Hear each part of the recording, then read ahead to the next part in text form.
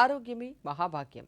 మన ఆరోగ్యం మనం తీసుకునే ఆహారాన్ని బట్టి ఉంటుంది. ప్రస్తుతం దేశంలో మహిళలు, చిన్నారులలో రక్తహీనత, పోషకాహార లోపం సమస్యలు ఎక్కువగా ఉంటున్నాయి.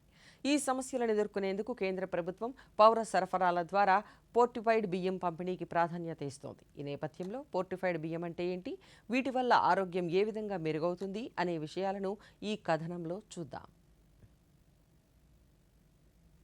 ఆహారమే మన ఆరోగ్యానికి హేతువు.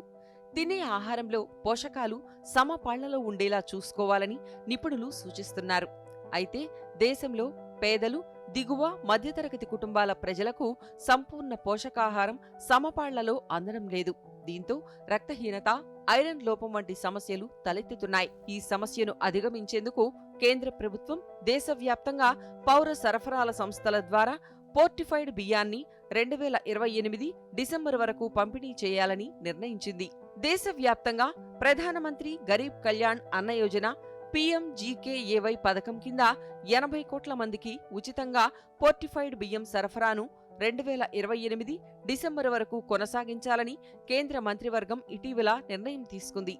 ఈ బియ్యంలో పోషకాలు ఎక్కువగా ఉండడంతో రక్తహీనత, ఐరన్ లోపం వంటి సమస్యలు తగ్గుముఖం పడతాయని నిపుణులు చెబుతున్నారు. పోర్టిఫైడ్ బియ్యం అంటే ప్రత్యేకమైన వంగడం కాదు.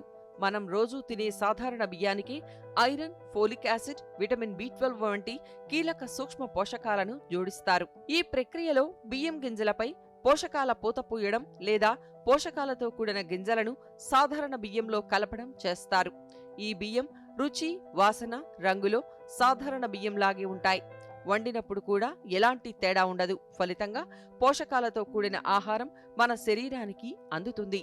మన దేశంలో మహిళలు, పిల్లలతో సహా అన్ని వయస్సుల వారిలో ఐరన్ లోపం వలన కలిగే రక్తహీనత తీవ్రమైన ప్రజా ఆరోగ్య సమస్యగా ఉంది.